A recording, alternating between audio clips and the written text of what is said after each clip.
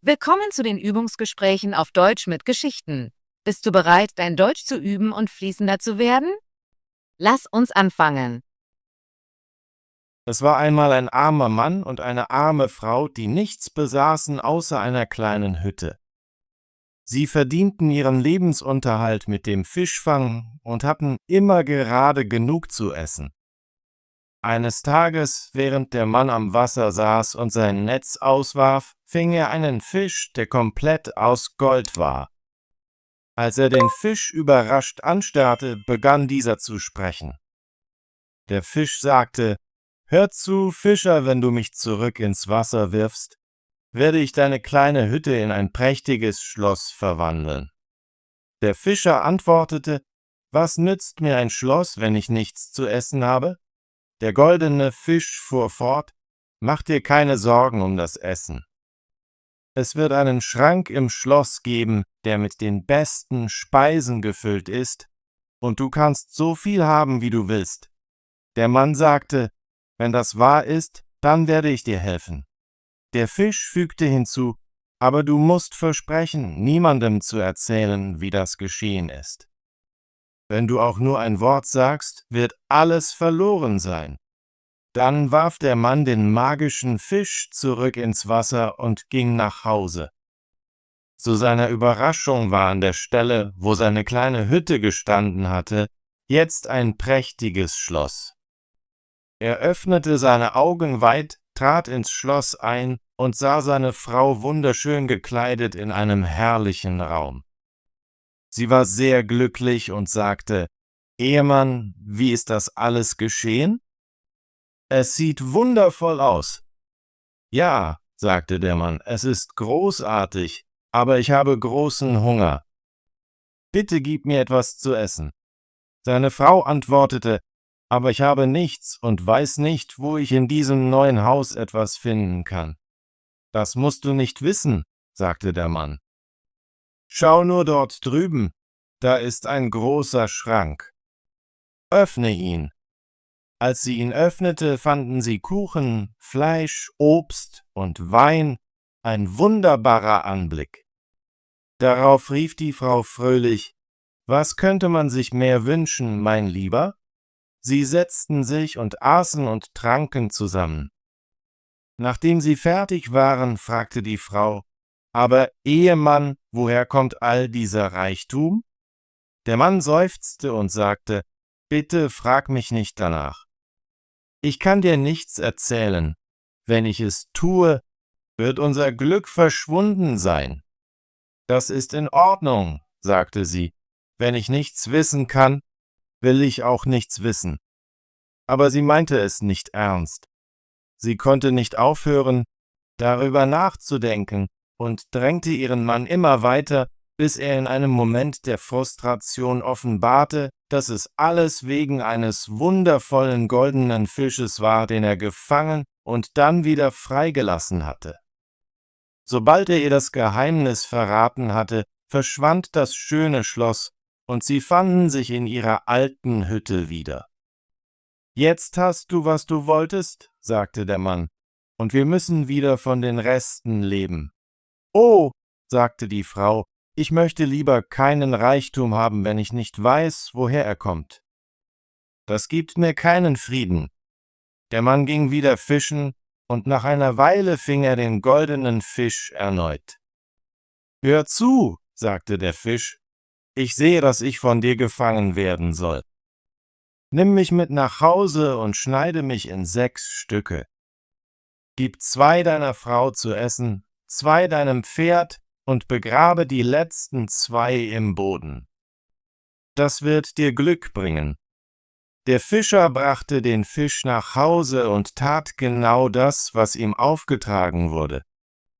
Bald wuchsen die 2 Stücke, die er vergraben hatte, zu 2 goldenen Lilien, das Pferd bekam 2 goldene Fohlen, und die Frau des Fischers brachte 2 Kinder zur Welt, die vollständig aus Gold waren. Die Kinder wuchsen groß und schön heran, und auch die Lilien und das Pferd blühten prächtig. Eines Tages sagten sie: »Vater, wir möchten unsere goldenen Pferde reiten und die Welt erkunden.« Der Vater antwortete traurig, »Wie kann ich es ertragen, wenn ihr fortgeht und ich nicht weiß, wie es euch geht?« Sie beruhigten ihn und sagten, »Die beiden goldenen Lilien bleiben hier.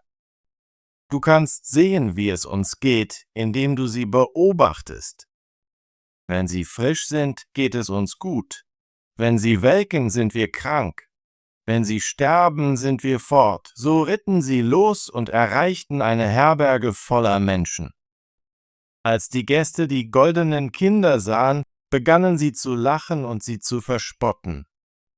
Eines der Kinder wurde verlegen und beschloss, umzukehren, aber das andere ritt weiter und betrat einen großen Wald. Gerade als er hineingehen wollte, warnten ihn die Leute, es ist nicht sicher, dort hindurchzureiten. Er ist voller Räuber, die dir schaden würden. Sie werden dich sicher töten, wenn sie dich und dein goldenes Pferd sehen. Doch er weigerte sich, Angst zu haben und sagte, ich muss hindurchreiten. Er bedeckte sich und sein Pferd mit Bärenfellen, um das Gold zu verbergen, und ritt mutig in den Wald. Während er ritt, hörte er Rascheln im Gebüsch und Stimmen. Einige Stimmen sagten, da ist einer, während andere antworteten, lass ihn gehen, er sieht arm und wertlos aus.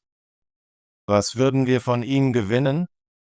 So ritt das goldene Kind fröhlich und ohne Schwierigkeiten durch den Wald. Eines Tages kam er in ein Dorf, wo er ein wunderschönes Mädchen sah. Er dachte, er habe noch nie zuvor jemanden so schön gesehen. Er verliebte sich tief und näherte sich ihr, indem er sagte, ich liebe dich von ganzem Herzen. Wirst du meine Frau? Das Mädchen mochte ihn ebenfalls und antwortete, ja, ich werde deine Frau und dir für immer treu sein. Sie heirateten, aber bald darauf kam der Vater der Braut nach Hause. Als er die Hochzeit sah, war er schockiert und fragte, wo ist der Bräutigam? Sie deuteten auf das goldene Kind, das immer noch seine Bärenfelle trug. Der Vater sagte wütend, ein Bettler wird niemals meine Tochter heiraten. Er war im Begriff, ihn zu töten, aber die Braut flehte, er ist mein Ehemann und ich liebe ihn. Schließlich beruhigte sich der Vater. Doch der Gedanke ließ ihn nie los, also stand er am nächsten Morgen früh auf, um zu sehen, ob der Ehemann seiner Tochter wirklich ein gewöhnlicher Bettler war. Als er hereinschlich, sah er einen prächtigen goldenen Mann im Bett, während die Bärenfelle auf dem Boden lagen. Er ging zurück und dachte, ich bin froh, dass ich meine Wut kontrolliert habe. Ich hätte einen schrecklichen Fehler gemacht. Inzwischen hatte das goldene Kind einen Traum, in dem es einen prächtigen Hirsch jagte. Als er aufwachte, sagte er zu seiner Frau, ich muss jagen gehen. Sie war besorgt und bat ihn, zu bleiben und sagte, du könntest in Gefahr geraten, aber er bestand darauf, ich muss gehen. Also stand er auf und ritt in den Wald. Bald kreuzte ein schöner Hirsch seinen Weg, genau wie in seinem Traum. Er zielte darauf, aber der Hirsch lief weg. Er jagte ihn den ganzen Tag, ohne müde zu werden, aber am Abend verschwand der Hirsch.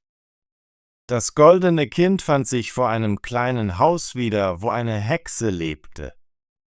Er klopfte an die Tür, und eine alte Frau kam heraus und fragte, was machst du hier so spät im Wald? Hast du einen Hirsch gesehen? Fragte er. Ja, antwortete sie, ich kenne den Hirsch gut. Gerade dann kam ein kleiner Hund heraus und bellte ihn an. Halt den Mund, du nerviges Geschöpf, sagte er. Sonst schieße ich dich. Die Hexe wütend rief, was? Du würdest meinen Hund töten? Und verwandelte ihn in Stein. Inzwischen war sein Bruder zu Hause bei den goldenen Lilien, als eine von ihnen plötzlich verwelkte. »Oh nein«, sagte er. Mein Bruder muss in Schwierigkeiten sein. Ich muss ihm helfen. Ihr Vater sagte, bleib hier. Wenn ich dich auch verliere, was soll ich dann tun? Aber der Bruder antwortete, ich muss gehen. Er stieg auf sein goldenes Pferd und ritt in den Wald, wo er seinen Bruder in Stein verwandelt fand. Die alte Hexe trat heraus und versuchte, auch ihn hereinzulegen, aber er hielt Abstand und sagte, ich werde dich erschießen, wenn du meinen Bruder nicht wieder zum Leben erweckst. Widerwillig berührte die Hexe den Stein mit ihrem Finger und er kehrte in seine menschliche Form zurück. Die beiden goldenen Kinder waren überglücklich, sich wiederzusehen, umarmten sich und ritten aus dem Wald, einer zurück zu seiner Braut und der andere zu ihrem Vater.